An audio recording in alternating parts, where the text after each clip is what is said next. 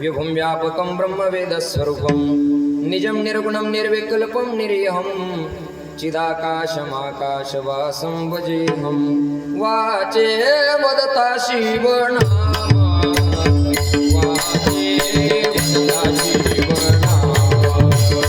वाचे वदता शिवनाम वाचे वदता शिवनाम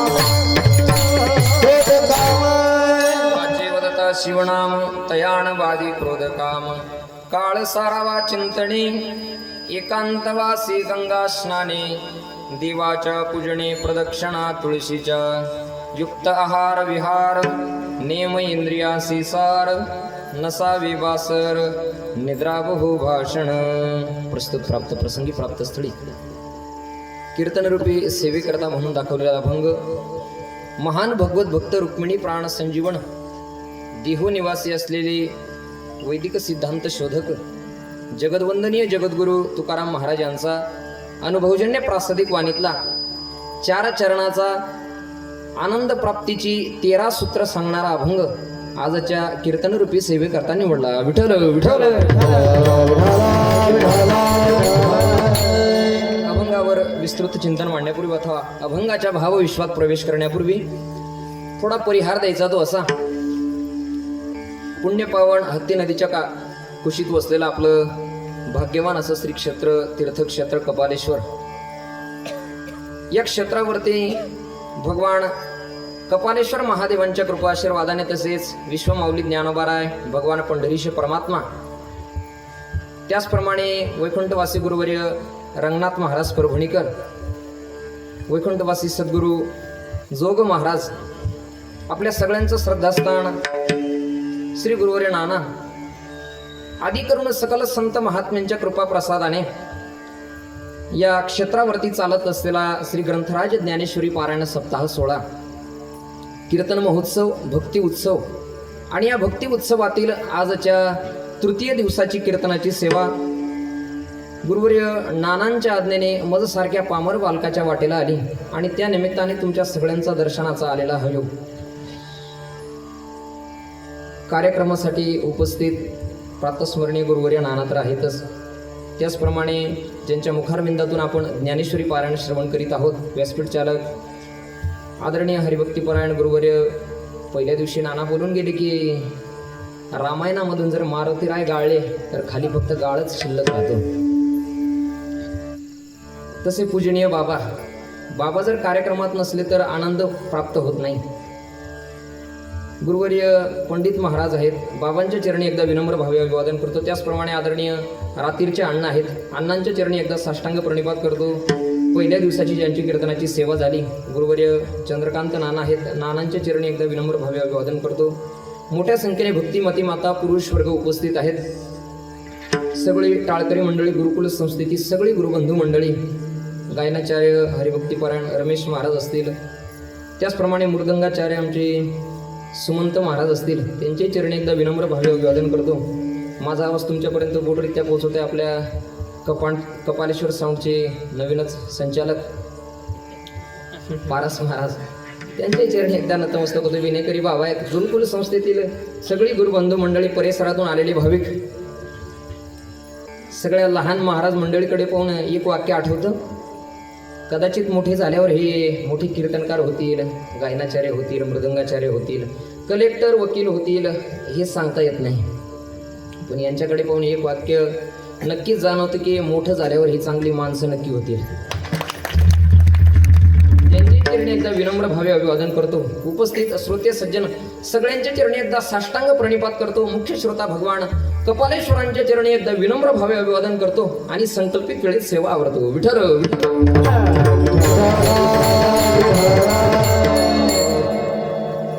पवित्र ग्रंथराज ज्ञानेश्वरीचं पारायण आपल्या या सोहळ्यामध्ये चालू आहे आणि विशेष म्हणजे या सोहळ्यासाठी नानांचे आशीर्वाद आहेत. पहा, ज्यांच्यामुळे आम्ही इथं उभं राहायला लागलो, ज्यांच्यामुळे कीर्तन करायला लागलो. लहान असताना कधीतरी मी पण असाच तुमच्यात बसलेलो असायचो याच्यात सप्ताहामध्ये. या सप्ताहामध्ये तुमच्यासारखा लहान बसलेलो असायचो. कधी मनात सुद्धा वाटलं नव्हतं की मी इथं कीर्तन करू शकेल. ही सगळी नानांची कृपा आहे. आणि खरं सांगू का, नाना कीर्तनात जर नसले तर कीर्तनात गोडवा येत नाही. कशाप्रमाणे? तुम्ही शिरा खाल्लाय का? आज शिराच होता ना, आज शिरा खाल्ला. शिऱ्यात पहा, शिरा कसा असावा बापू? एकच नंबर, म्हणजे अगदी नावाप्रमाणे. म्हणजे अगदी शिरा म्हटलं, तोंडात टाकला की आत शिरा, असा शिरा असावा. त्याच्यात तूप, रवा भाजून, काजू, बदाम. नाना थोडा कपालेश्वरचा करू का? अर्धा किलो पेढा, असा सगळा जबरदस्त असावा शिरा. पण त्या शिऱ्यातली साखर जरी असली ना, साखर दिसत नाही. काजू दिसतो, बदाम दिसतो, तूप दिसतं, रवा दिसतं, सगळं दिसतं, पण साखर दिसत नाही. पण साखरेशिवाय गोडवा नाही. तसं नाना असल्याशिवाय कीर्तनात गोडवा नाही. नानांच्या कृपा आशीर्वादाने चालत असलेला ग्रंथराज ज्ञानेश्वरी पारायण सप्ताह 16. पहा, आपण भाग्यवान आहोत का? महाराज वरण करतात, भरतखंडे नरदेह प्राप्ती, हे तो परमभाग्याची संपत्ती. या भूतलावरती आपल्याला महाराष्ट्र प्रांतात जन्म मिळाला. नवे ज्ञानोबाराय तुकोबारायांच्या नंतर मिळाला. आपल्या वारकरी पंथासारखा पंथ नाहीये. विश्वमाऊली ज्ञानोबाराय सुद्धा सांगतात, बाबा वाया अनिक पंथा जाशील जणी, आपला पंथ सोडून दुसऱ्या पंथाला जाशील तर जाऊ नको. नामा परते तत्व ना हिरण्यथा, वाया अनिक पंथा जाशील जणी. माऊली ज्ञानोबारायांनी ज्ञानेश्वरीत काय सांगितलं नाही, जवळजवळ बरंच काही नाही, सगळंच सांगून ठेवलंय. माऊली पूर्वीचा इतिहास सांगतात. पूर्वी काहीच नव्हतं. माऊली ज्ञानोबाराय वर्णन करतात, पूर्वीगा विरोत्तमा सृष्टीच्या उपक्रमा, वेडा ऐसा ब्रह्मा एकला होता. पूर्वी ब्रह्मदेव एकटाच होता, एकटा. नवे संत महात्मे सुद्धा वर्णन करतात की पहिले कोठेचे नव्हते काही, चंद्र सूर्य तारा नाही, अवघे शून्याचे होते पाही, मग काय होतं कानोबा, तेरे तेरे ते ब्रह्म होतं ब्रह्म. आता एकटा माणूस म्हटला की एकट्याला करमत नाही. एकाकी नरमते स द्वितीयमयच्छत, एकट्याला करमत नाही. मग आता ब्रह्मदेवाला एकट्याला करमलं नाही, मग निळोबाराय वर्णन करतात एकले न कंठेची म्हणून या येणे केले निर्माण हो 14 हे भुवने गगन चंद्र सूर्य मेघ तारांगणे पाचही महाभूते भौतिके भिन्ने भिन्ने हो ऐसा लागव्या माया सूत्रधारी. ब्रह्मदेवाला एकट्याला करमलं नाही, मग एकले न कंठेची म्हणून या येणे ब्रह्मदेवाने सृष्टी उत्पन्न करायला सुरुवात केली. मग ब्रह्मदेवाने सर्वप्रथम झाडं उत्पन्न केली, मग त्यानंतर वृक्ष उत्पन्न केली. आता तुम्ही म्हणाल झाडं आणि वृक्ष वेगळी असतात का? तर ऐका, त्याच्यामध्ये बरेच प्रकार पडतात. झाड वेगळं, वृक्ष वेगळं, विरुद्ध, विटप, पादात, त्वक्सार हे प्रकार आहेत. त्यातले त्वक्सार कशाला म्हणावं? त्वक म्हणजे त्वचा, ज्याची त्वचा काढल्यानंतर आतमध्ये खाण्यासारखं सार असतं, म्हणजे ऊस. ऊसाची वरची त्वचा काढली ना, आतमध्ये खाण्यासारखं सार असतं, याला म्हणावं त्वक्सार. असे बरेच प्रकार पडतात. ब्रह्मदेवाने सृष्टी उत्पन्न करायला सुरुवात केली, झाडं निर्माण केली, पण त्यापासून देवाला काही सुख झालं नाही. मग देवाने पुढची टेक्नॉलॉजी वेली उत्पन्न केल्या, लता उत्पन्न केल्या. आता लता आणि वेल वेगळी का? तर ऐका, लता तिला म्हणावं जी जमिनीवर पसरते, आणि वेल जी आकाशाकडे झेपावते, उंच उंच झेपावते, तिला म्हणावी वेल. पण त्यांच्यापासूनही देवाला काही सुख झालं नाही. मग देवाने पुढची ॲडव्हान्स टेक्नॉलॉजी उपद्रवी प्राणी जन्माला घातले, म्हणजेच वाघ, सिंह, बिबट्या, चित्ता. पण त्यांच्यापासूनही सुख झालं नाही. मग उपयोगी प्राणी जन्माला घातले, म्हणजेच म्हैस, गाय, बैल, गाढव, घोडा, कुत्रा, उपयोगी प्राणी. पण त्यांच्यापासूनही सुख झालं नाही. शेवटी नाथराय वर्णन करतात, निजात्म प्राप्ती लागोणी देवे केली मनुष्य योनी. भगवान परमात्म्याने त्याच्या प्राप्ती करता मनुष्य लोक तयार केले, मनुष्य जन्माला घातले. आता या भूतलावरती जन्माला आल्यानंतर या भौतिक जीवनाचा आपण जर विचार केला तर या जगतामध्ये प्रत्येकाला आवडी निवडी आहेत, प्रत्येकाला आवडी आहेत. नवे नवे जगद्गुरु तुकोबाराय वर्णन करतात, नुसती एक आवड नाहीये हो. मग अनेक बुद्धीचे तरंग क्षणोक्षणा पालटती रंग. धरून जाता संत तो होतो बाधको. अनेक बुद्धीचे तरंग क्षणोक्षणा पालटती रंग. धरून जाता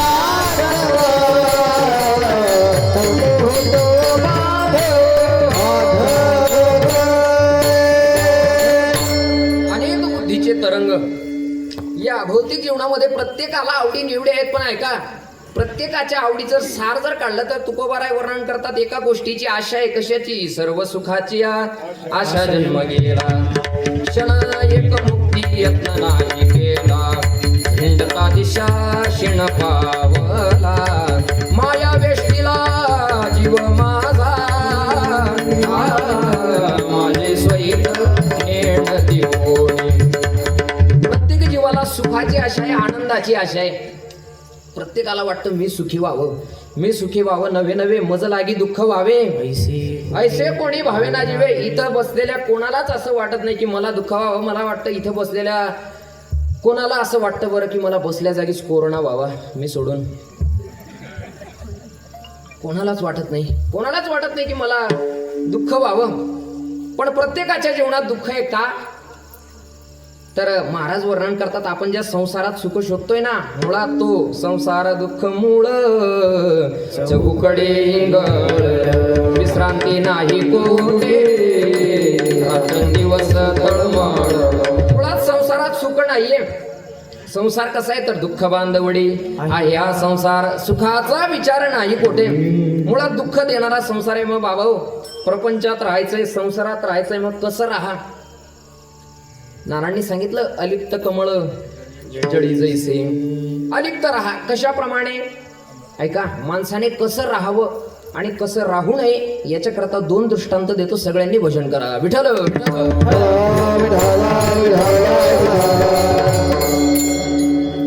माणसाने कसं राहावं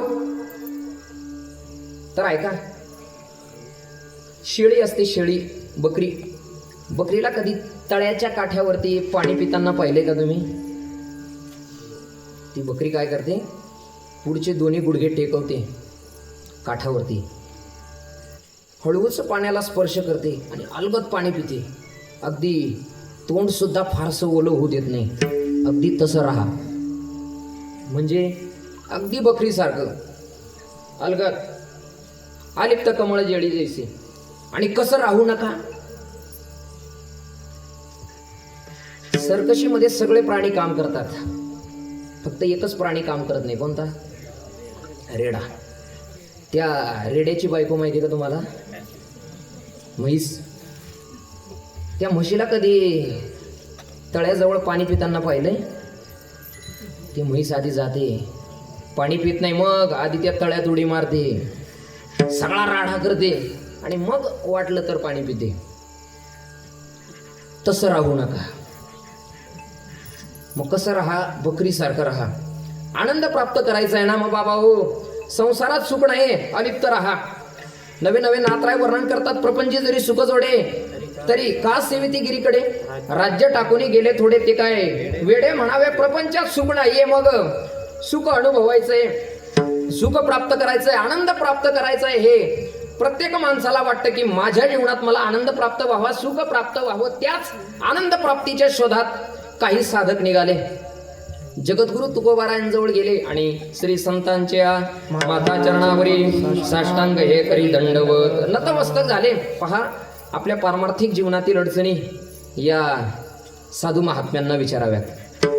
कधी कधी नानांकडे आल्यावर विचारा नाना, काय मी उद्धार पावेण, काय कृपा करील नारायण, ऐसे तुम्ही सांगा संत जन, करा समाधान चित्त माझे, काही खंड येईल कर्म. असं केल्यावरती होईल काय? महाराज म्हणतात, ऐसे चिंता करे सदा सर्व काळ, रात्रंदिवस हिची तळमळ, तुका म्हणे नाही आपुले बळ जेणे, फळ पावेन निश्चयसी. कधीतरी साधू महात्म्यांना आपल्या पारमार्थिक जीवनातील अडचणी विचाराव्यात. त्या साधकांनी तुकोबारायांच्या चरणावरती माथा टेकवला आणि महाराजांना सांगितलं, महाराज, आनंद प्राप्तीची जवळजवळ सगळी साधनं पालथी घातली, पण आनंद जीवनात प्राप्त होत नाहीये. असं काहीतरी सांगा जेणेकरून आमच्या जीवनात आनंद प्राप्त होईल. त्यावेळी जगद्गुरु तुकोबाराय त्या साधकांना आनंद प्राप्तीची 13 सूत्र सांगतात. पैकी पहिली 5 सूत्र सांगितली महाराजांनी, ती अभंगाच्या पहिल्या चरणात. काळ सारा चिंतणे, काळ सारा चिंतणे,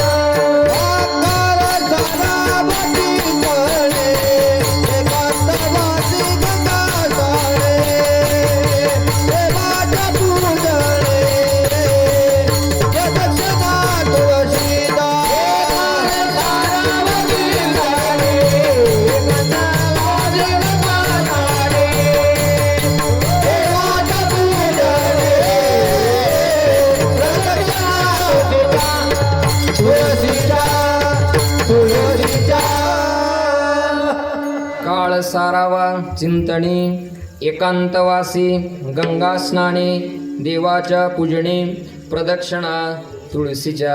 तुकोबारायांनी पहिल्या चरणामध्ये त्या साधकांना आनंद प्राप्तीची 5 सूत्र सांगितली. 5 पहा, मानवी जीवन म्हटलं की या भूतलावरती जन्माला येण्याचं कारण विश्वमाऊली ज्ञानोबा ज्ञानेश्वरीत वर्णन करतात की अगा कर्मे जे उरावे तई तेही सुख दुःखी फळावे तया ते भोगावया यावे देहायका. केले कर्म झाले तेची भोगाले, केले कर्म झाले तेची भोगाले, कर्म झाले तेची भोगाले, केले कर्म झाले तेची भोगाले. उपजल मेले ऐसे किती, उपजल मेले ऐसे किती, हरिमुखी गाता हर परिचिता, हरिमुखी गाता हर परिचिता. उपजल मेले ऐसे किती, उपजल मेले ऐसे किती, हरिमुखी गाता हर परिचिता, हरिमुखी गाता हर परिचिता, हर परिचिता.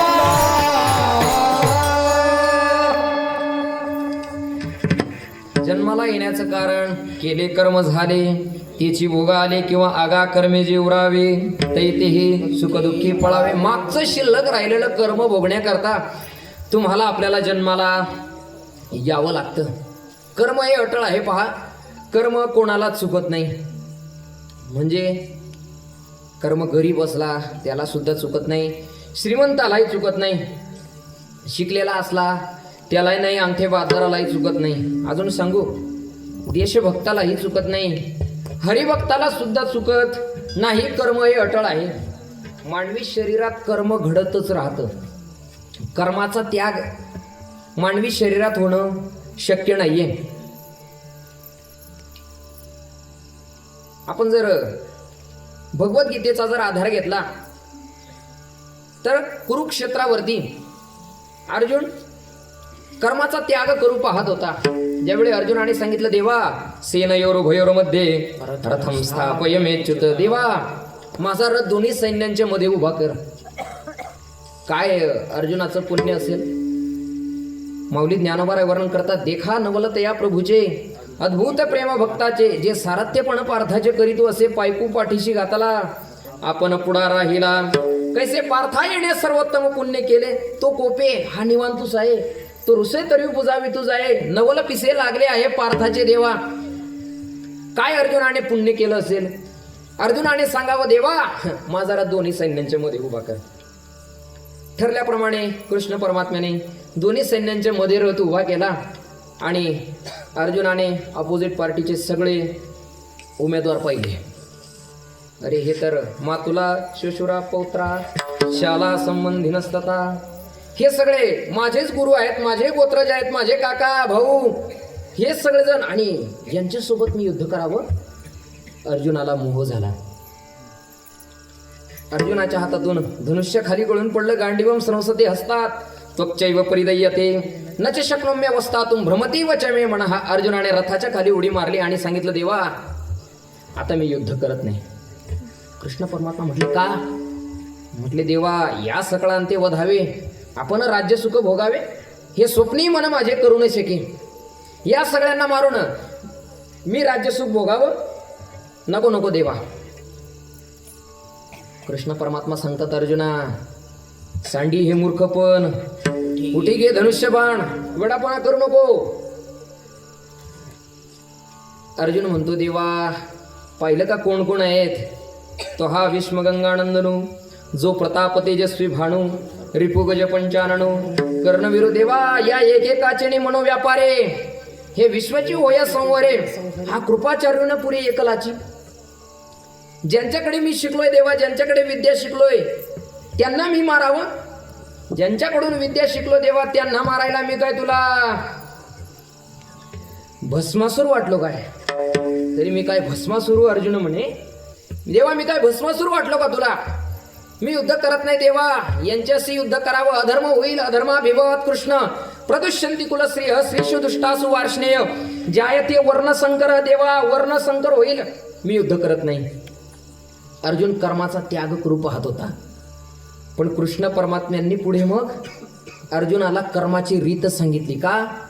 मानवी शरीरामध्ये कर्माचा त्याग होणं शक्य नाहीये. एखादा माणूस म्हणेल महाराज मी काहीच काम करणार नाही, एका बाजूला निवांत बसून राहील. निवांत बसणं हे पण कर्मच आहे. श्वास तरी घेशील ना, श्वास घेणं हे सुद्धा कर्मच आहे. कर्माचा त्याग घडणं शक्य नाहीये. मग बाबा हो, जर मानवी शरीरात कर्म होतच राहते, कर्माचा त्याग घडणं शक्य नाही, मग असं कर्म करा. कसं करा? चांगलं कर्म आपल्या पदरात पाडून घ्या. रामायणातला घडलेला प्रसंग पहा. रामायणामध्ये शूर्पणखीचं नाक कापलं. शूर्पणखा धावत धावत धावत रावणाकडे गेली. म्हटले दादा नाक कापलं माझं. कोणी? वनवाशांनी. म्हटले कोण कोण आहेत वनवासात? म्हटले अयोध्येचा राजा राम, लक्ष्मण आणि सीता. सीता शब्द ऐकला आणि रावणाला मागची आठवण झाली. कोणती? सीता स्वयंवराची. ते धनुष्यबाण उचलायला गेला, शिवधनुष्य उचलायला गेला, छातीवरती शिवधनुष्य घेऊन पडला, 2 बरगड्या मोडल्या. ते मागचा इतिहास आठवला. त्याला वाटलं तिथं आपली इमेज डाऊन झाली, आता बदला घ्यायचा. मग सीतेचं अपहरण करायचं. पण अपहरण करायचं मग कसं करायचं? एक युक्ती सुचली. मामांना बोलवलं. म्हटले मामा, मरीची मामा, तुम्ही हरण व्हा. नुसतं हरण होऊ नका, मग सोनेरी हरण व्हा. सोनेरी हरण. म्हटले काय करू? सोनेरी हरण होऊन फक्त प्रभू रामचंद्रजींच्या कुटी जवळून जायचंय तुम्हाला. मरीची मामा म्हणतात अरे बाबा, तो राम आहे माहितीये का? तो एक बाण मारला ना, मी जिवंत राहणार नाही आणि मी हरण हो. राम एक बाणी आहेत म्हणून तर लोकांनी औषधं जरी काढली ना, रामबाण उपाय म्हणजेच एकाच बाणात काम, तीच औषधं 4दा घ्यावे लागतात. असा रामबाण उपाय. म्हटले रामाच्या समोर गेलो म्हणजे मरण अवश्य आहे, मग मी हरण होणार नाही. रावण म्हटला नाही झालास तर तुझा शिरच्छेद करेल. मग त्यावेळी मरीची मनात विचार करतात की अरे जर हरण झालो तर रामाच्या हातून मरण आहे, नाही झालो तर रावणाच्या हातून मरण आहे. मरण दोन्हीकडे. मग चांगलं मरण कोणतं आहे ते पदरात पाडून. तसं बाबा हो, मानवी शरीर म्हटलं की कर्म घडतच राहते. मग चांगलं कर्म पदरात पाडून या. मग काय करा? महाराज वर्णन करतात. काळ सारावा चिंतने विठ्ठल विठ्ठल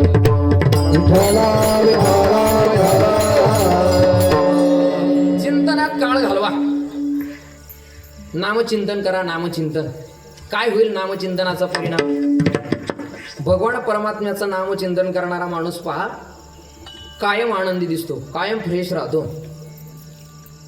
आणि भगवान परमात्म्यापेक्षा भगवंताचं नाम श्रेष्ठ आहे. नामीपेक्षा नाम श्रेष्ठ आहे. ज्यावेळी भगवान प्रभू रामचंद्रजी लंकेकडे जात आहेत, मग आता सेतू बांधायचा आहे.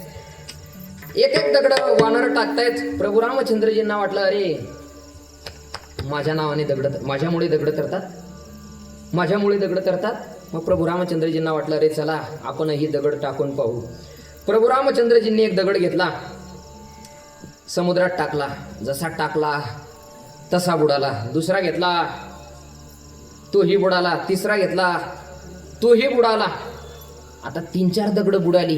पण दगड बुडाली हे कोणी पाहिलं तर नाही ना, असं प्रभू रामचंद्रजींच्या मनात आलं. आपल्याकडे एखादा माणूस गाडीवरून पडू द्या, गाडी स्लिप होऊ द्या, तो स्वतःकडे पाहत नाही. मग तसं प्रभू रामचंद्रजींनी आधी पाहिलं, कोणी पाहिलं तर नाही ना, असं पाहण्याकरता मागे मान वळवली, मागे मारुती राय उभी. प्रभू रामचंद्रजी मारुती रायांना म्हणतात, म्हटले हनुमंता केव्हा आलास? देवा पहिल्याच दगडाला.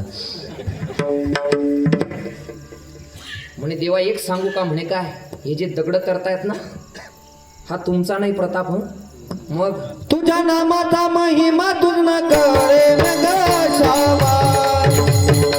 का म्हणे आम्हा जन्म गोड या लागे. तुझ्या नामाचा महिमा तुझं कळे न ग श्यामा. का म्हणे आम्हा जन्म गोड या लागे. या नामाचा महिमा तुझं नकळे मेघश्यामा देवा. हे जे दगड तरतायत ना, हे तुमच्यामुळे नाही. मग तुमच्या नामामुळे उदकी तारिले पाषाण. हे महिमान नामाचे देवा. हा नामाचा महिमा आहे, नामाचा. म्हणून नामचिंतन करा, चिंतनात काळ घालवा. सुभाषित कार असं वर्णन करतात, माणसाने आयुष्याचा क्षण आणि अन्नाचा कण वाया घालू नये. गोड भाषा आहे त्यांची की क्षण षटकण कश्चैव विद्यामर्थ्यंच साधयत. क्षण त्यागे कुतो विद्या, कण त्यागे कुतो धनम. माणसाने आयुष्याचा क्षण हा वाया घालू नये. क्षणाक्षणाला नामचिंतन करावं. म्हणजेच हरिबोला भांडता, हरिबोला कांडता, उठता बैसता, हरिबोला नवे नवे सर्व कार्य करता हरिबोल. कामामध्ये काम काही म्हणा राम राम. जाईल भव श्यामा. सुख होईल कामामध्ये काम काही म्हणा राम राम. जाईल भव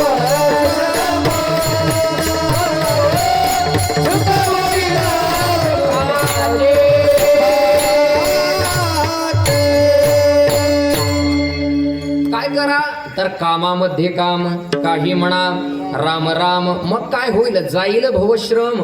सुख होईल, दुःखाचे दुःखाचं सुख होईल. म्हणजेच आनंद प्राप्त होईल. आनंद प्राप्त करायचा आहे ना, मग काय करा, एक काळ सारावा चिंतने विठ्ठल विठ्ठल.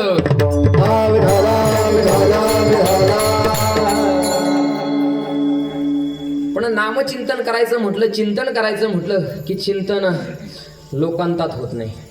मग चिंतनाला एकांत लागतो. एकांत. कीर्तनकाराला जरी चिंतन करायचं असलं ना तरी एकांत लागतो. मग ते चिंतन लोकांतात होत नाही. म्हणून महाराजांनी पुढचं सूत्र सांगितलं, एकांतवासी. एकांतवास. एकांतवास फार महत्वाचा आहे. तुकोबाराय वर्णन करतात, आम्ही सुद्धा तुका म्हणे आमा एकांताचा वास. तुका म्हणे आमा एकांताचा वास. ब्रह्मे ब्रह्मरस सेवू सदा. ब्रह्मे ब्रह्मरस सेव सदा. हे सोहळे आले त्रिभुवन. आता हे सोहळे आले त्रिभुवन. महाराज वर्णन करतात, तुका म्हणे आम्हा एकांताचा वास किंवा येणे सुखी रुचे. एकांताचा वास, एकांत असावा. एकांत. पण तो एकांत कसा असावा.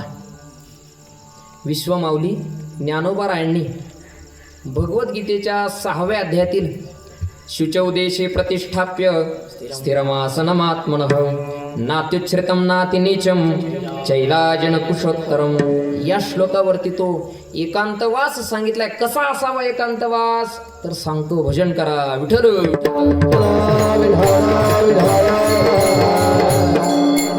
माऊली वर्णन करतात, ज्या ठिकाणी साधकाला साधना करायची आहे ना, ती जागा कशी असावी. माऊली पहिलीच ओळी वापरतात, आणि कही एक पहावे जेथ साधकी वसते होवावे. तेथ जनाचिणी पाय रवे रुळे चिणा. हा मी जसं जसं सांगतोय तसा तसा एकांतवास डोळ्यापुढे आणा. माऊली वर्णन करतात, तिथं फार लोकांची वर्दळ नसावी. जनाचिणी पाय रवे रुळे चिणा. म्हणजेच निवांत जागा असावी, निवांत पवित्र स्थान असावं. माऊली म्हणतात अजून तिथं काय असावं, झाडं कशी असावीत. माऊली म्हणतात जेथं अमृताचे पाडे, मुळा ही सकट गोडे, जोडती दाट झाडे सदा फळती. कायम फळ देणारी, मुळा सकट गोड असणारी, अमृतासारखी दाट झाडं पाहिजे, दाट. म्हणजेच लोकांची जास्त वर्दळ नसावी, दाट झाडी असावीत. माऊली म्हणतात अजून काय असावं, तर आतपही अळूमाळू, पवन अति निष्ठळू, मंदू झुळके, मंद वाहणारा वारा असावा. अजून काय असावं, माऊली म्हणतात पावलो पावली उदक, पाण्याचा झरा असावा, पाण्याचे झरे असावेत. पावलो पावली उदक, पावला पावलावरती पाण्याचे झरे असावेत. पक्षी कोणते असावेत, माऊली वर्णन करतात पाणी लगे हंसे, 2-4 सारसे, सारस पक्षी असावेत. पुन्हा कोकिळा असावी, हंस असावा. आणि माऊली म्हणतात होत का मयुरेही आम्ही नान म्हणू. मयुरे म्हणजे मोर असली तरी आम्ही नाही म्हणणार नाही, असा तो एकांतवास असावा. पण माऊली ज्ञानोबाला एक शेवटची ओवी वापरतात, सगळ्या ओव्या सांगत नाही, जास्त दाट पेरलं की कंच बारीक पडतात. शेवटची ओवी माऊली ज्ञानोबाला वर्णन करतात. एक गोष्ट अवश्य असावी, कोणती, परी आवश्यक पांडवा, ऐसा ठाव जोडावा, जेथ निगुड मठ होवावा का शिवालय. माऊली वर्णन करतात तेथे शिवालय असावं, शिवालय. आता एकांतवास पहा कसा असावा, लोकांची वर्दळ नसावी, दाट झाडी असावी, पाण्याचे झरे असावे, पक्षी असावेत, आणि आवश्यक गोष्ट म्हणजे शिवालय असावं, शिवालय. मला तर वाटतं माऊली ज्ञानोबरायांनी हे सगळं वर्णन आपल्या कपालेश्वरचंच केलं.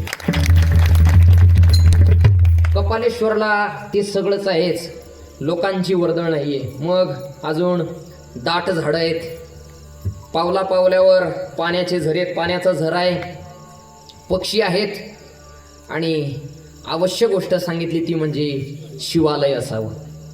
ती शिवालय सुद्धा आपण भाग्यवान आहात. का का शिवालय सांगितलं माऊली ज्ञानोबरांनी, तर पहा एखादी गोष्ट जर आपण, एखादी साधना आपण जर आपल्या घरात बसून केली तर तिचं सामान्य पटीने फळ मिळतं. तीच साधना जर आपण गायच्या गोठ्यात केली तर तिचं 100 पटीने फळ मिळतं. तीच साधना एखाद्या साधू महात्म्यांनी तपश्चर्या केलेल्या जागी जर निवांत जागी केली तर तिचं 1000 पटीने फळ मिळतं.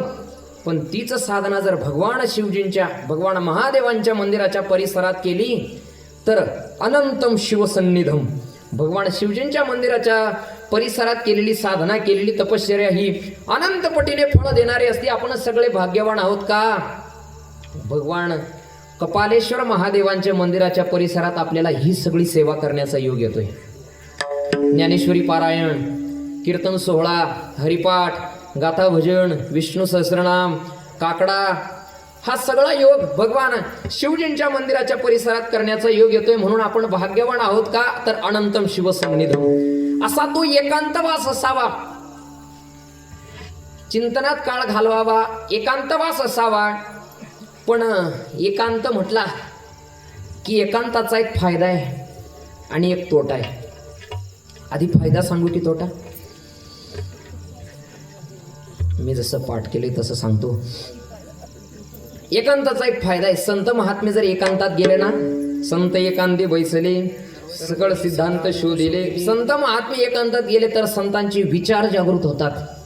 आणि तुम्ही आपण जर एकांतात गेलो तर आपले विकार जागृत होतात, विकार. मग एकांतात गेल्यावर विकारांनी आपल्यावर हल्ला करू नये, विकारांचा आपल्यावर परिणाम होऊ नये, म्हणून पुढचं सूत्र सांगितलंय, गंगा स्नाने विठ्ठल विठ्ठल.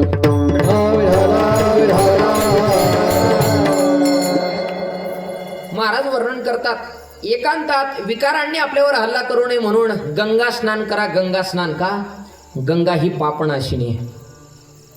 नामदेवराय वर्णन करतात दक्षिण गंगा गोदावरीचा उगम ज्या ब्रह्मगिरी पर्वतावरून आहे त्या ब्रह्मगिरीला एकदा प्रदक्षिणा करा. नामा म्हणे प्रदक्षिणा, त्याच्या पुण्याना ही गणना, प्रदक्षिणा करा.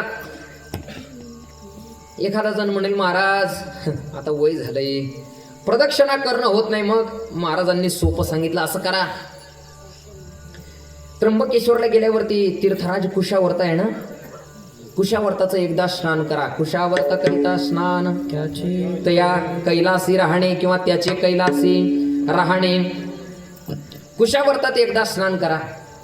पण एक जण म्हटला, महाराज वारी नेमकी थंडीच्या दिवसात येते हो, पाणी फार गार असेल ना, मग 20 रुपयाची बादलीची काही.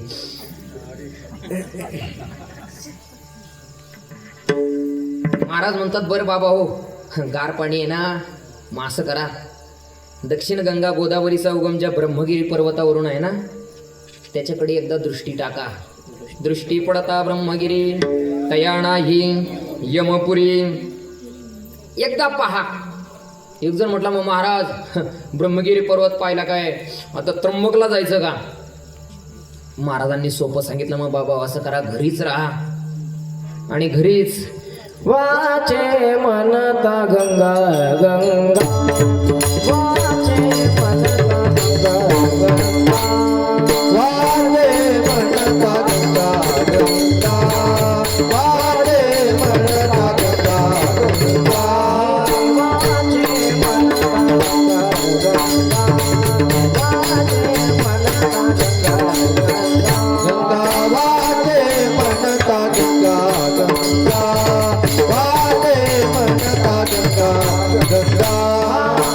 सकळ दोष जाती भंगा, सकळ दोष जाती भंगा, दोषी पडता ब्रह्मविद्ये, दोषी पडता ब्रह्मविद्ये.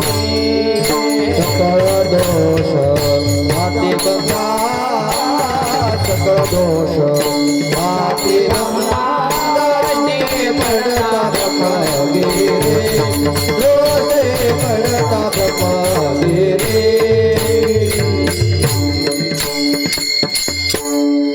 बाबा हो, घरी का राहत नाही, पण काय करा, वाचे म्हणता गंगा गंगा, वाचेने गंगा गंगा म्हणा तरी सुद्धा सकळ दोष जाती भंगा. गंगा ही पापनाशिनी, पापनाशिनी.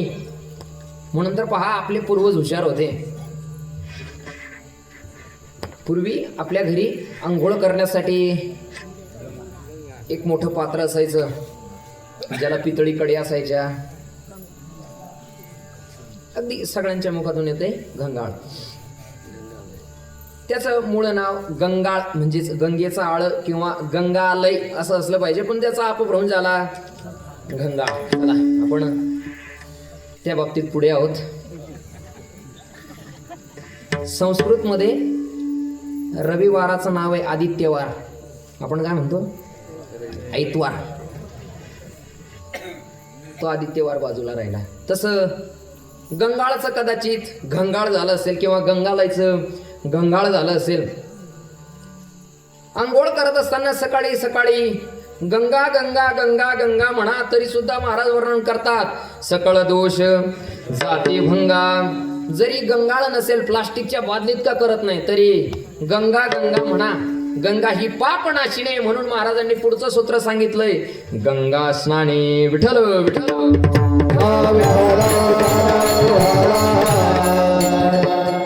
एक जर म्हटला, मग महाराज आता चिंतनात काळ, काळ सरावा चिंतने, एकांतवास गंगा स्नान. आता स्नान झालं, मग आता जेवण केलं तर चालेल का? महाराज म्हटले, नको बाबा, नित्यनेम राहिलाय. काही नित्यनेमाविन अन्न खाय तो श्वान. नित्यनेम राहिलाय अजून. स्नान झाल्यावर लगेच जेवण करू नको. मग पुढचं सूत्र सांगितलंय, देवाच्या पूजने. देवपूजा कर, देवपूजा. हा जो अभंग आहे ना, हा शृंखलात्मक अभंग आहे, म्हणजेच साखळी सारखा. मराठीत सांगायचं झालं तर चेन सारखा. शृंखलात्मक अभंग आहे. अशी एक एक कडी बरोबर. काळ सरावा चिंतने, चिंतन लोकांतात होत नाही, मग एकांतवासी. एकांतात विकार येतात, मग गंगा स्नाने. स्नान झालं, मग देवपूजा. देवपूजा करा, देवपूजा. आपल्या घरात दुःख येण्याची 2 कारणं सांगितली. एक कुलधर्माचा लोप आणि दुसरा पितृदोष. हे 2 दोष जर घालवायचे असतील तर घरातली नित्याची देवपूजा ही घरातल्या कर्त्या पुरुषाने करावी. मग तुम्ही म्हणाल आता महिलांची किंवा स्त्रियांची देवपूजा नसावी का? तर आपण धर्मात पुरुष जर कुठे बाहेर गावी गेला किंवा स्त्रियांची स्वतंत्र देवपूजा असली तरी चालेल, पण घरातल्या प्रतिष्ठित माणसाने, घरातल्या कर्त्या माणसाने देवपूजा करावी. देवपूजा करा. देवपूजा झाल्यावरती काय करू? महाराजांनी पुढचं सूत्र सांगितलंय, प्रदक्षिणा. तुळशी मातेला प्रदक्षिणा घाला. काय होईल? का म्हणून तुळशीलाच प्रदक्षिणा सांगितल्या? तर महाराजांनी काल फार गोड सांगितले. का म्हणून तुळशीला प्रदक्षिणा घालाव्या? तर तुळस ही अशी एक वनस्पती आहे, जर विज्ञानाच्या बाजूने विचार केला तर तुळशी अशी एक वनस्पती आहे तुळस, जी रात्रीही ऑक्सिजन देते आणि दिवसा सुद्धा ऑक्सिजन देते. आपल्याकडे असं म्हणतात की रात्री झाडाजवळ झोपू नये. का? तर भूत असतात म्हणून. मग रात्री झाडं कार्बन डायऑक्साईड सोडतात, पण तुळस अशी आहे तुळस, जी रात्री सुद्धा ऑक्सिजन देते आणि दिवसा सुद्धा ऑक्सिजनच देते. तुळस हिंदू धर्मात फार पवित्र मानली आहे. म्हणून बाबा तुळशी मातेला प्रदक्षिणा करा. ही 5 बाह्य सूत्र सांगितल्यानंतर मग एका साधकाने विचारलं, म्हटले महाराज आता तरी असं काहीतरी सांगा. मग त्यावेळी जगद्गुरु तुकोबाराय 5 बाह्य सूत्र सांगितल्यानंतर 5 आंतरिक सूत्र सांगतात अभंगाच्या. युक्त आहार विहार, युक्त आहार विहार,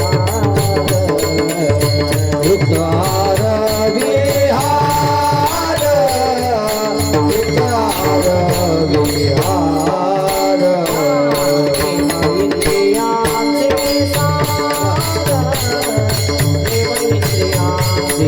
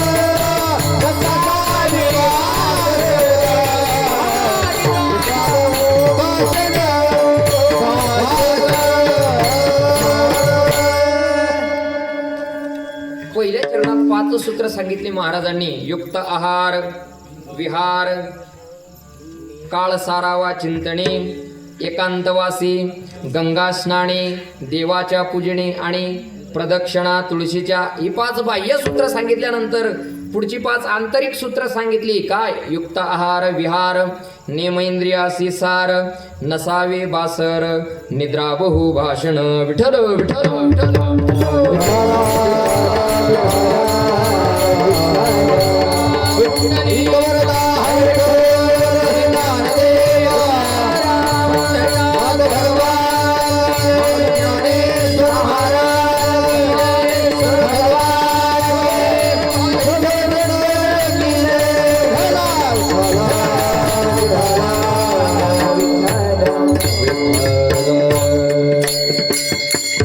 युक्त आहार पहिलं सूत्र. भगवान परमात्मा भगवद्गीतेत वर्णन करतात, माणसाने मानवी जीवन जगत असताना प्रत्येक गोष्टीला मर्यादा ठेवल्या पाहिजे. मर्यादा म्हणजेच युक्ताहार विहारस्य युक्त चेष्टस्य कर्मसु युक्त स्वप्नावबोधस्य योगो भवति दुःखः. आहार तरी सेविजे तरी युक्तीचे निमापे मविजे. माणसाने जेवण करत असताना जेवण करावं, खावं, पण किती खावं याला काहीतरी मर्यादा विज्ञानाने सुद्धा सांगितलंय. म्हणजेच माणसाने जेवण करत असताना पोटाचे 4 भाग करायचे, अगदी कापायचं नाही.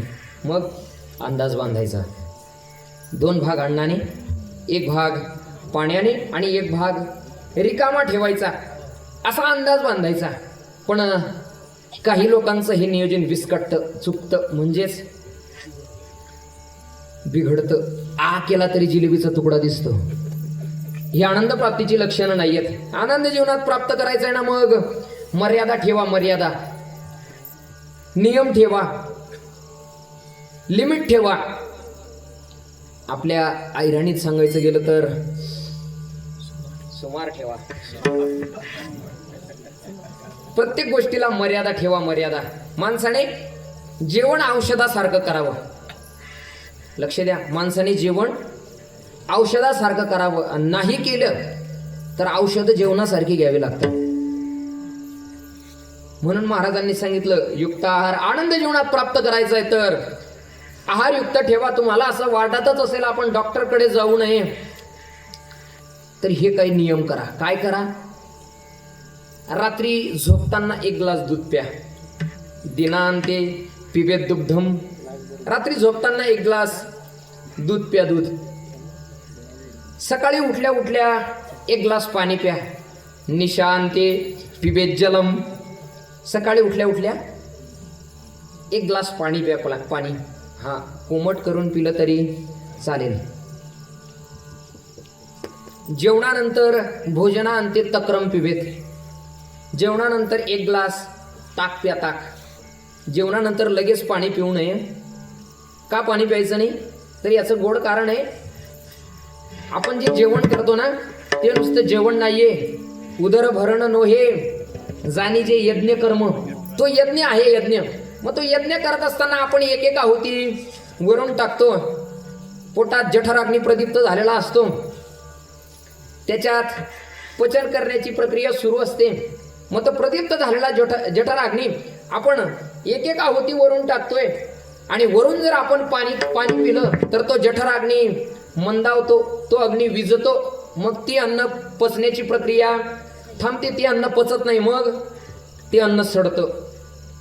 त्याच्यापासून मग पित्त तयार होतं. मग ते पित्त अधिक शरीरातलं पित्त, 2 पदार्थ एकत्र आले की ते मग ते फसफसतात. म्हणजेच जळजळ सुरू होते आणि आपण त्याला ॲसिडिटी असं म्हणतो. म्हणून जेवण केल्यावरती माणसाने लगेच पाणी पिऊ नये. थोड्या वेळाने पाणी प्यावं.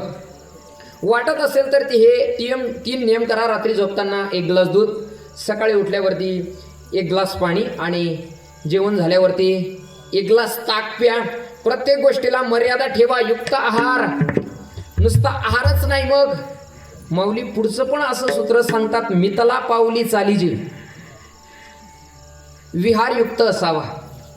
फिरणं माणसाचं युक्त असावं. फार फिरण्यापेक्षा सकाळी व्यायाम करण्यासाठी फिरा. पहाटे 4 वाजता मस्त आपले नाना वगैरे सगळे जोरूनचे लोक येतात. बापू पण फिरतात ना. पहाटे काही पण करण्यापेक्षा फिरा. म्हणजेच फक्त कॅमेरा लावलाय नाही तर सांगितलं असतं. फिरा. प्रत्येक गोष्टीला मर्यादा ठेवा. विहार युक्त असावा. युक्त आहार पहिलं सूत्र. दुसरं विहार युक्त विहार. इंद्रियांना नेम लावा, नाहीतर इंद्रियांशी नेम नाही. आणि मुखी राम म्हणून काही इंद्रियांना नेम लावा. अजून पुढचे 2 फार गोड सूत्र सांगितले. बाबा हो, आनंद जीवनात प्राप्त करायचा आहे ना, तर या 3 गोष्टी करा. कोणत्या? युक्त आहार, विहार आणि नेमेंद्रियाशी सार. आणि या 2 गोष्टी करू नका. कोणकोणत्या? नसावी बासर निद्रा आणि बहुभाषण. म्हणजेच जास्त बोलणं नसावं. माणसाने कमी बोलावं. असं म्हणतात माणसाचं तोंड हा दरवाजा आहे. जसं की एखाद्या दुकानाचा दरवाजा असतो, असा दरवाजा उघडला, शटर वरती केलं की लगेच आपल्याला दिसतं दुकान सोनाराचं आहे की कोळशाचं आहे. तसं तोंड उघडलं की लगेच कळतं माणूस कसा आहे. म्हणून बोलायचंय ना, प्रत्येक गोष्टीला मर्यादा ठेवा. कसं बोला? विचिते वचन जेने राहे समाधान, जेने राहे समाधान, जेने राहे समाधान. विचिते वचन जेने राहे समाधान, जेने राहे समाधान, जेने राहे समाधान.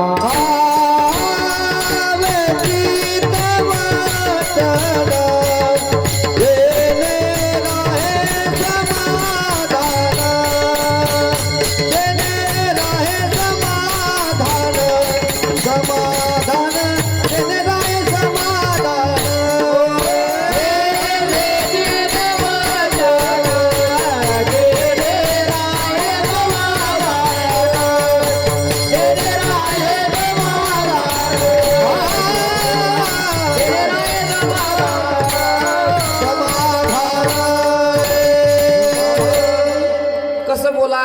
तर विचिते वचन जिने राहे समाधान, किंवा एक बोल सुस्पष्ट बोलावा, वाचे हरे हरे म्हणावा, संत समागम मोदरावा, तिने ब्रह्मानंद होय आगवा, हरे रामा गोविंदा वासुदेवा.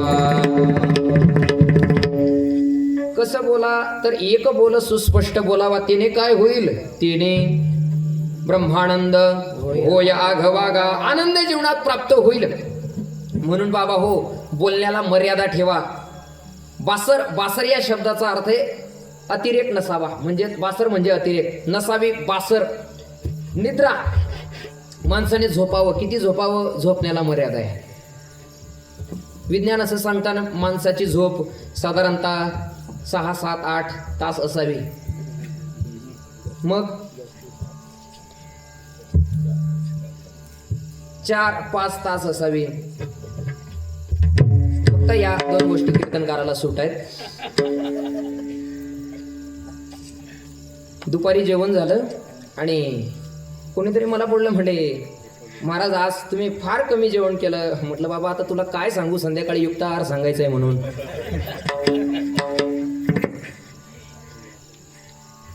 तर नसावी बासर, निद्रा आणि बहुभाषण या गोष्टीला मर्यादा ठेवा. या गोष्टीला मर्यादा ठेवली तर आनंद जीवनात प्राप्त झाल्याशिवाय राहणार नाही. विठ्ठल विठ्ठल.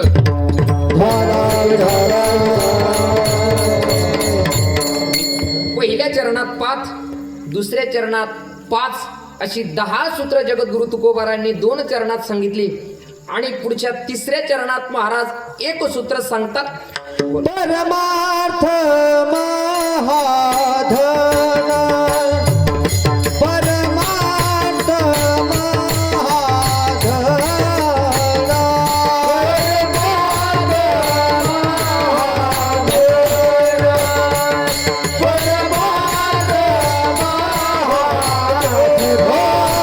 जोडी देवाचे चरण,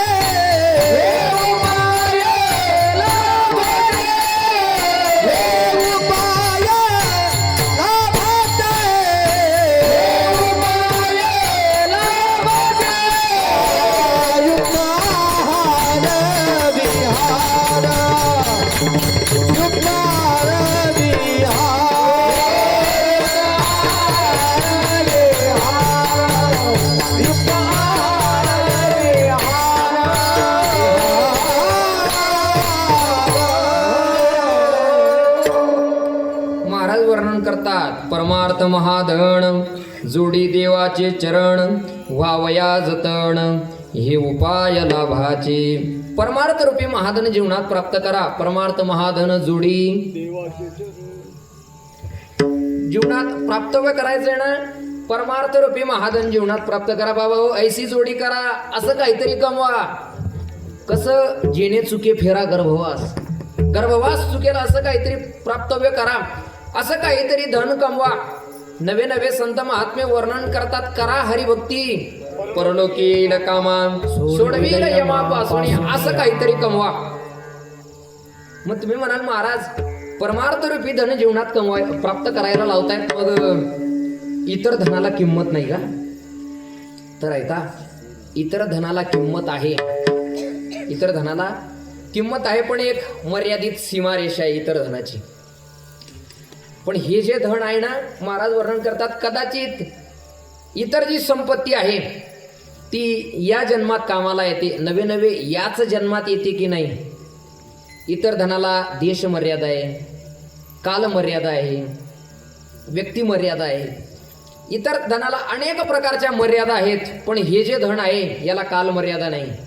अमेरिकेत जरी रामकृष्ण हरी म्हटलं तरी तेच पुण्य आहे. भारतात जरी म्हटलं तरी तेच पुण्य आहे. काल मर्यादा,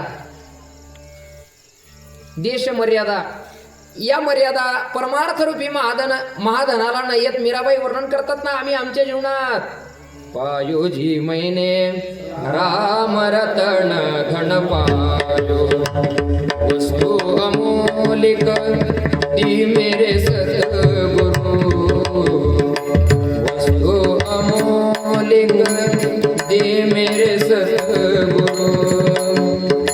कृपा कर अपनायो पायोजी मैंने राम रतन धन पायो पायोजी मैंने राम रतन धन पायो. आम्ही आपल्या जीवनात परमार्थ रूपी महाधन प्राप्त केले. मग बाबा महाराज वर्णन करतात, परमार्थ रूपी महाधन जोडी. परमार्थ रूपी महाधन जीवनात प्राप्त करा, जेणे देवाचे चरण व्हावया जतन हे उपाय लाभाचे. हे लाभाचे उपाय आहेत, म्हणून परमार्थ रूपी महाधन जीवनात प्राप्त करा. मग एका साधकाने विचारलं, म्हटले महाराज का हो हे सगळं प्राप्त करण्याकरता काही द्यावं लागतं का? तुकोबारा म्हटले द्यावं लागतं. काय द्यावं लागतं? जोडनिया देन उत्तम व्यवहार, जोडनिया देन उत्तम व्यवहार, जोडनिया धन उत्तम व्यवहार, जोडनिया देन उत्तम व्यवहार, सुविधार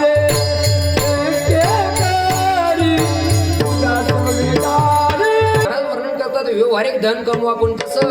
जोडून या धन उत्तम व्यवहारे. आणि काय बँका भरून ठेवा का?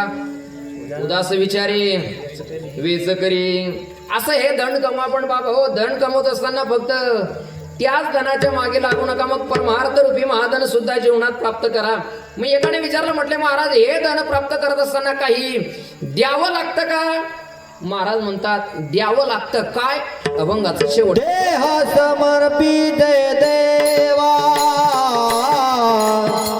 देह समर्पित देवा, देह समर्पित देवा, देह समर्पित देवा, भार काहीच न घ्यावा,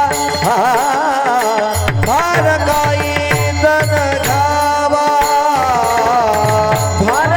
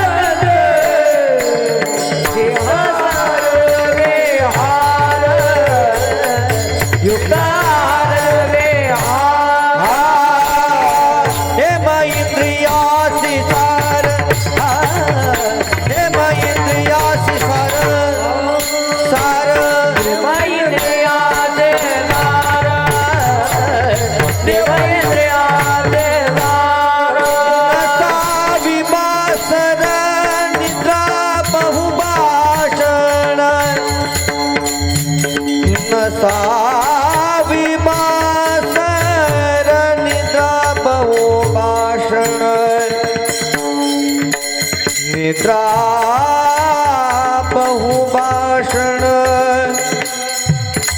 निद्रा बहुभाषण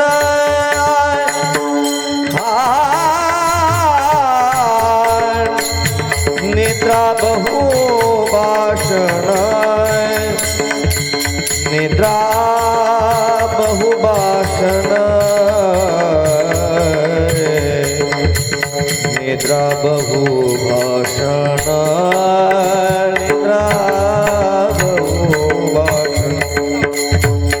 निद्रा बहुभाषण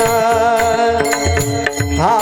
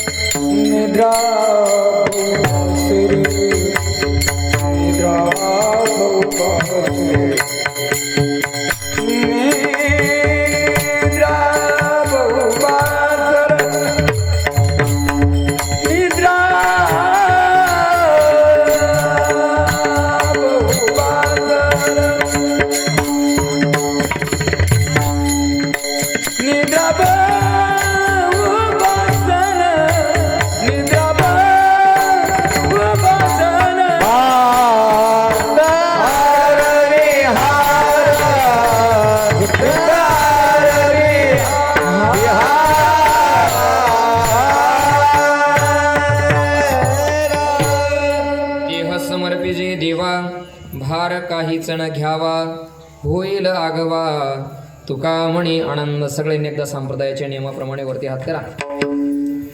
विठोबा रखुमाई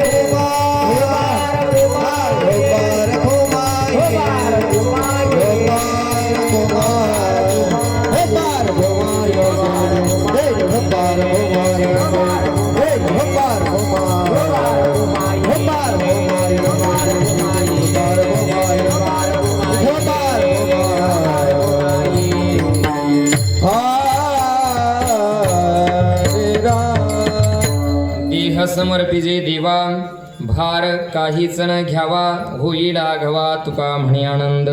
महाराज शेवटच्या चरणात वर्णन करतात की बाबा हो काय द्यायचंय तर हा देह देवाला समर्पण करा. हा देह देवानेच दिलाय, देवे दिला देह देवानेच दिलाय आणि पुन्हा देवालाच समर्पण करा. का ज्याचं त्याला समर्पण करावं, ज्याचे दिले त्यासी पावे फळ आपणासी. ज्याचं त्याला समर्पण केलं की फळ मिळतं. एखादा लहानसा मुलगा, वडील जेवण करतायत, लहानसा मुलगा जवळ जातो आणि वडिलांच्याच ताटातून त्यांनीच कमवलेल्या पदार्थातून थोडा तुकडा मोडतो, भाजीत बुडवतो आणि वडिलांना खाऊ घालतो. मग वडील असं म्हणतात का रे हे माझं ताट आहे, मी कमवलेलं आहे.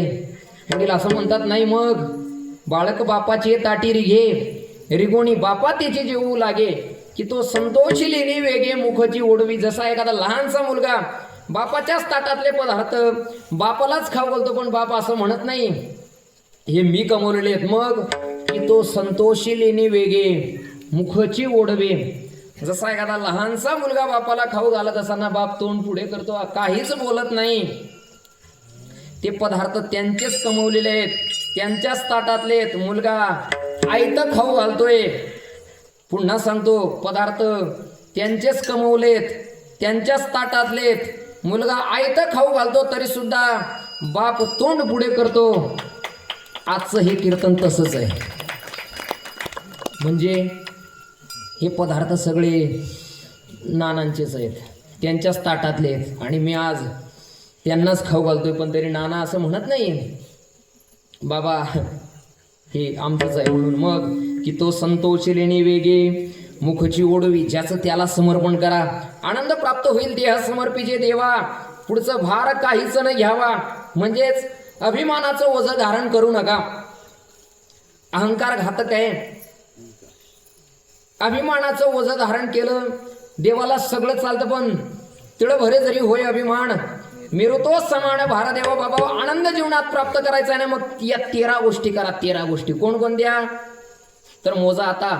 काळ सारावा चिंतणे, एकांतवासी, गंगा स्नाने, देवाच्या पूजने, प्रदक्षिणा तुळशीच्या 5, युक्त आहार विहार, नेमेंद्रियासी सार, नसावी बासर निद्रा, बहुभाषण.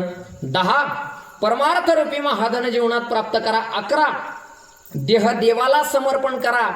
12 आणि अभिमानाचं ओझं धारण करू नका. 13 या 13 गोष्टींपैकी एक का सूत्र होईना जीवनात उतरवा तरी सुद्धा महाराज वर्णन करतात.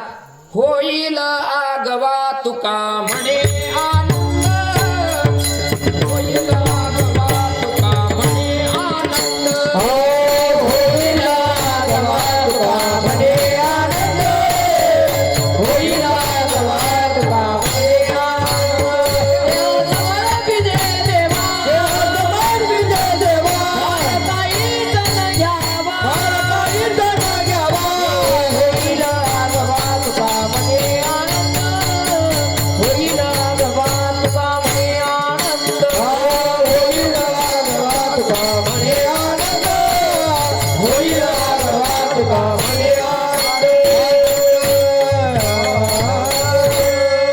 या 13 सूत्रांपैकी एक का सूत्र होईना जीवनात आणा तरी सुद्धा महाराज वर्णन करतात. होईल आघवा तुका म्हणे आनंद, युक्त आहार विहार, नेम इंद्रियासी सार, नसावी बासर, निद्रा बहु भाषण.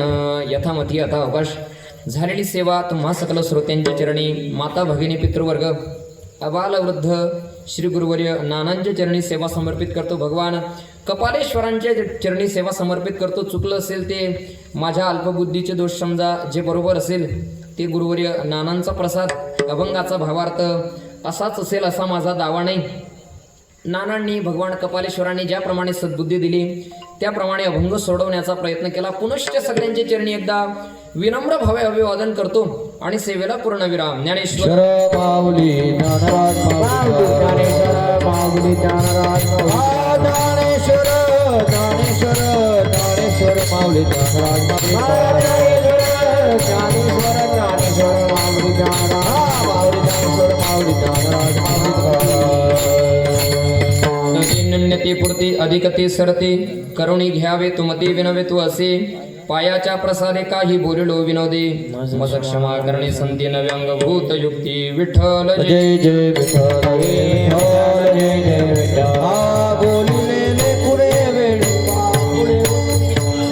धन्य धन्य निवृत्ती देवा धन्य धन्य निवृत्ती देवा काय महिमा वर्णावा शिवे अवतार धरुणी हे त्रैलोक्य पावन श्री त्र्यंबक शिखरी मागे शोभे ब्रह्मागिरी शिव अवतार धरुणी गेले त्रैलोक्य पावन नाथाची चरणी शरण एका जनार्दनी अवतार धरुणी गेले त्रैलोक्य पावन बोली गेले पुढे देवा पुढे बंदरे क्षमा अपराध महाराज तुम्ही सिद्धाई विचारिणा देकार में क्षमा अपराध महाराज तुम्ही सिद्ध कृपा म्हणे ज्ञानेश्वरा राखा पायापैकी क्षमा अपराध महाराज तुम्ही ज्ञानदेव द्वारा ज्ञानदेव द्वारा पुंडलिक वरदा हरी